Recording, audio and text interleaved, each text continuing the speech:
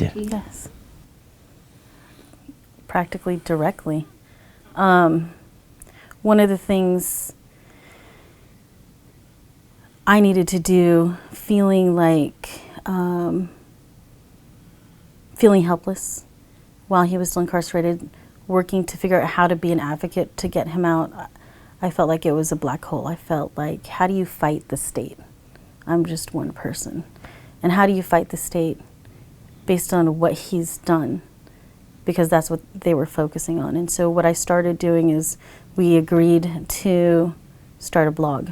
And so I was writing pieces, he was writing pieces.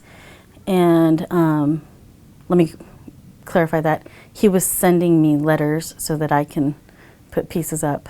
And a piece came in signed by Mom, but violently started talking about he should be in there, he's a monster, all the other monsters, you know, she's wishing that he had no hope, no love, because that's her definition of hell, that he should be stabbed 1,000 times over and over. And she broke down when she read it to me. And I told her to post it. And she did not want to post it. And part of it for me was that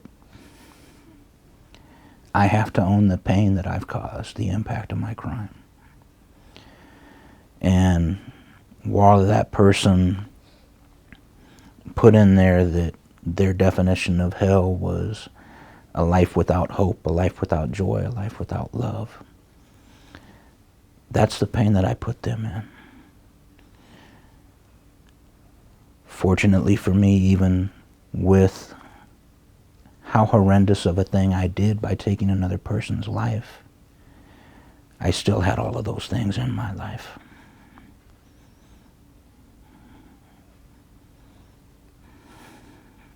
And I still have those things in my life.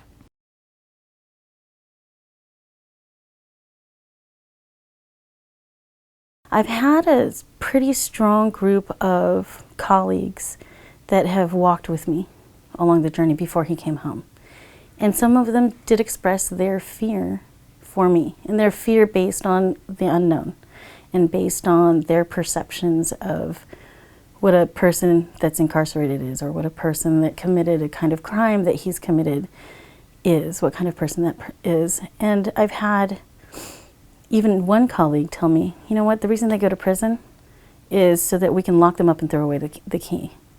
Well, over this 5 or 6 years that I was visiting, and that colleague hearing my story or hearing the different things that were happening, the advocacy, the kind of relationship, the kind of communication that we have from at least my standpoint, after probably about year 5, approached me and said, you know, Aouie, I would consider going in. At least I'm interested now in checking it out, what's really happening. A few different times where I've spoken on campus about restorative justice or my life in prison, where I've had people come up and thank me because they've had loved ones that are inside and they didn't know.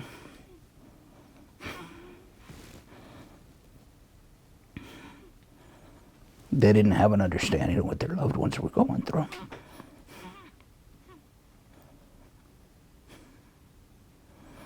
And then I've even had, a couple of times I've had victims of violence that have come up and thanked me for the work that I'm doing.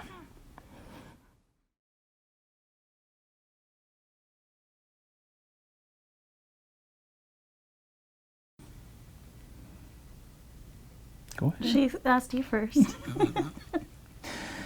For me, it was still kind of surreal because I'd been locked up for almost 23 and a half years, and when I did finally get home, parole officers drove me up to the foot of the driveway and got out, and there were like, 50 people there. And so it wasn't like we could have a quiet, intimate moment right there either. But it was nice to be able to just wrap my arms around her and be able to give her a kiss and not have to worry about one of the COs yelling, 2 seconds, 2 seconds, wanting to limit the time that we could kiss. That first day, I know we stole a couple moments and just hugged each other. And I think it was when his niece, well, our niece now, took a picture of us. And that was probably one of the, I don't know, most precious moments that I can remember. It was actually a big relief. Peaceful, yeah, peaceful is good. For me, it was just being able to take a breath. Yes. Versus being hyper vigilant all the time. So